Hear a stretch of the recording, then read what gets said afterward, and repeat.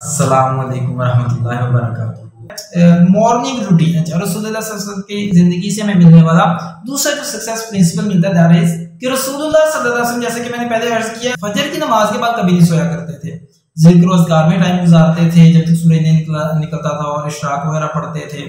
तो ये उनका पैटर्न हुआ करता था। अच्छा, ये जो है इसके बारे में साइंटिफिकली ये चीजें प्रूवन है कि जो बंदा फजर के बाद सोता है, यानी कि फजर का टाइम शुरू हो जाता है समझ लें कि सहरी के बाद, और जब तक सूरज नहीं निकलता उस वक्त तक का ये वाला टाइम है। उस टाइम में रसूलुल्लाह सल्लल्लाहु अलैहि वसल्लम कभी नहीं सोया करते थे और उनसे वैसे भी नापसंद फरमाया करते थे।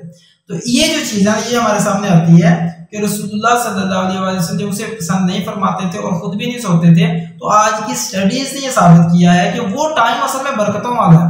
उस जो कामयाब लोग हैं, आप टॉप परफॉर्मेंस निकाल लें किसी भी फील्ड के, आपको पता चलेगा अर्ली राइजर्स हैं सारे के सारे, जल्दी उठने वाले हैं सुबह।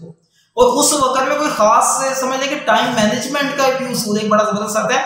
जो बंदा उस वक्त उठता है उसके थोड़े वक्त में ज्यादा काम होने शुरू हो जाते हैं। ये प्रूवन चीजें हैं और यहाँ तक कि मैंने इन पे अमल करके रिजल्ट्स देखे हुए हैं कि जो बंदा उस वक्त, जब मैं मिसाल के तौर पे अगर मेरी आंख नहीं खुलती या मैं सोया रहता हूँ या कोई मेरे साथ जो और हमारे क्लाइंट्स वगैरह बताते हैं कि जी हम सोए रहते हैं उस वक्त, तो जिंदगी में बड़ी प्रॉब्लम्स आती हैं उनके।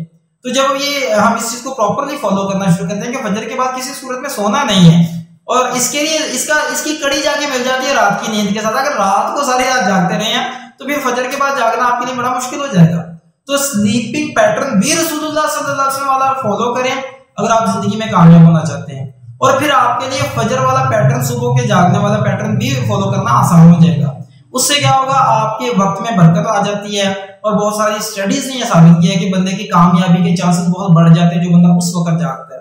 अगली जो स्मॉल आवर्स ऑफ मॉर्निंग है उसके बारे में जो हम बात करते हैं। और इसके बारे में मजीद है कि आज की जो रॉबिन शर्मा का आपने नाम बड़ा सुना होगा, उन्होंने किताब लिखी दी 5 AM क्लब। उन्होंने पूरी की पूरी किताब इस टॉपिक पे लिख दी है कि सुबह के वक्त उठने के कितने बेनिफिट्स हैं, और उन्होंने बड़ा तफसील के साथ ये तज़किरा किया है इसमें कि अगर आप उस वक्त नहीं उठते तो उसके कितने बुरे असरात हैं। आपकी बॉडी के केमिकल जो उसकी फंक्शनिंग है वो बिल्कुल चेंज हो जाती है अगर आप उस वक्त उठते नहीं हैं। अगर आप डैमेजिंग पोजीशन में आप चले जाते हैं, दैट इज नॉट फाइन, वो सही नहीं है, वो आपके लिए खतरनाक है।